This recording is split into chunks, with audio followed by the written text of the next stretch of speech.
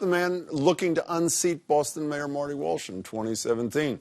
City Councilor Tito Jackson officially launched his campaign back in January, and most recently has aimed his criticism less at his opponent and more at the Boston Police Department and its leader, Commissioner Bill Evans. I spoke with Evans earlier today about all this, and we'll hear from him in a minute.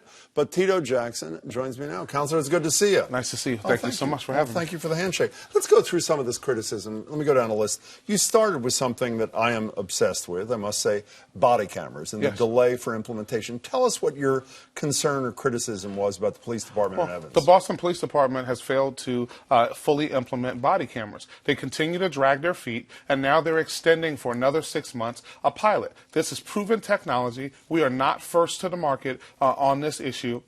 And we as a city should continue to lead and not follow in this space. And the reason why it's an issue is that we've spent $38 million of taxpayer money paying out over the past 7 years, paying out issues that the police department has brought forward. Evans told us today that not one nickel of that amount happened in the years he's headed the police department. Not a nickel. He said zero. Okay, but it's still $38 million of tax money. And this department speaks about being the best in community policing. Why wouldn't in a leading technology city, a place that has autonomous vehicles, why wouldn't we actually have body cams? And by the way, the Boston Police Department doesn't even have dash cams over 30-year-old technology in their vehicles. Let's hear. It's 2017. I raised some of these issues from what you said earlier, Councilor. Here's what the commissioner had to say in response today on Boston Public Radio.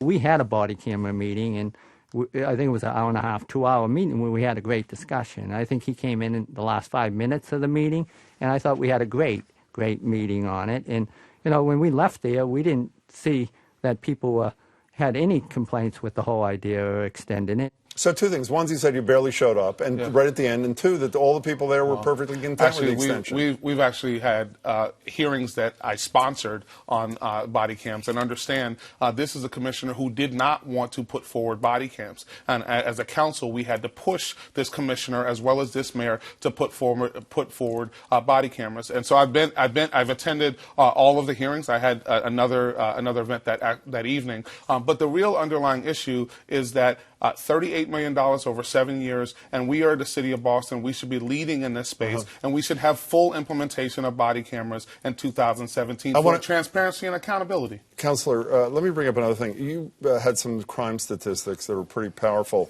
I want to focus on one because I think we often do: homicides. I went to your website, and you said that homicides were up 30% from 2015 to 2016 on your issues page. In fact, 2015 was the lowest homicide rate in 15 years, and the increase from 2015 to 16 was only half as much as you said. So why the discrepancy? So the discrepancy, and we're using the numbers that actually come from the police department. Let's also, in addition to that's where I got mine I understand, from, but the issues that I'm having is this: the Boston Police Department only solves 4% of their non-fatal shootings. In addition, of the 19 young people who were shot under age 17. Under the Walsh administration today, one of those, by the way, was my little cousin. 0 of them have been solved. So the Boston Police Department, a police department that costs us over $350 million with a $70 million overtime budget, has a lot of work to do. But you're way off on this homicide thing. You'd acknowledge that, right? I don't acknowledge that. Would you acknowledge that 2015 was the lowest homicide rate in 15 years?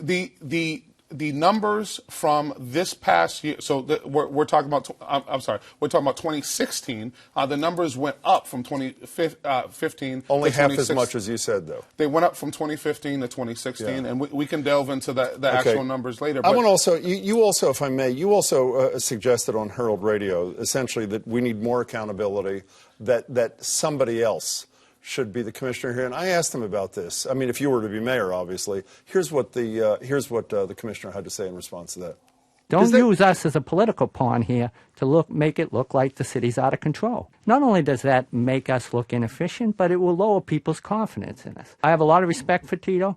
I've worked very closely with him, but don't be putting out information that makes us look like we're not doing our job. By the way, in an hour, he said many a time he has great respect for you, for what it's worth. But do you worry, Counselor, that the trickle-down impact of this criticism does cause the people of the city to have less faith in their own security and police force? Let's first say that I admire all of our Boston police officers. They do an honorable job. They work hard every single day. The criticism that I am lodging is actually on Mayor Walsh as well as the administration of Commissioner Evans. Commissioner Evans, on the diversity side, there are less officers of color coming into the department. In the next 5 years, most of the ranking officers of color will actually be leaving. This is at a time where very few are coming in. And Commissioner Evans is spending your taxpayer dollars, $1.6 million so far, on a discriminatory hair test that actually puts... Well, court hasn't decided that yet. There's litigation about it. Well, no, they're appealing it.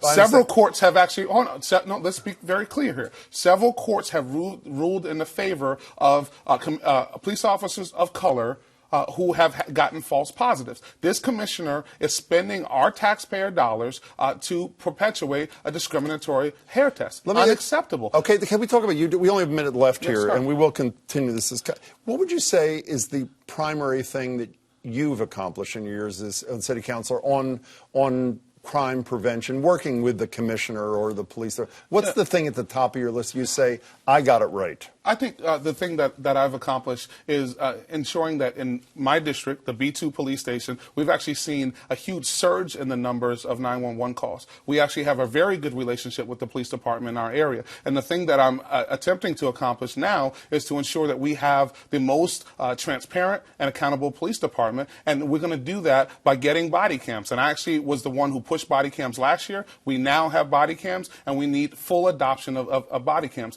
In addition, we need to ensure that we continue to add trauma programming and assist families, and that's actually the thing that I've done most of, helping families who've been harmed in the course of the time that I've been in office. And I'm going to continue to do that work with a full and comprehensive approach to trauma as mayor of the city of Boston. As always, Councilor Jackson, it's great to see you. Thank you so much. See you plenty in the months ahead. Yes. Tito Jackson.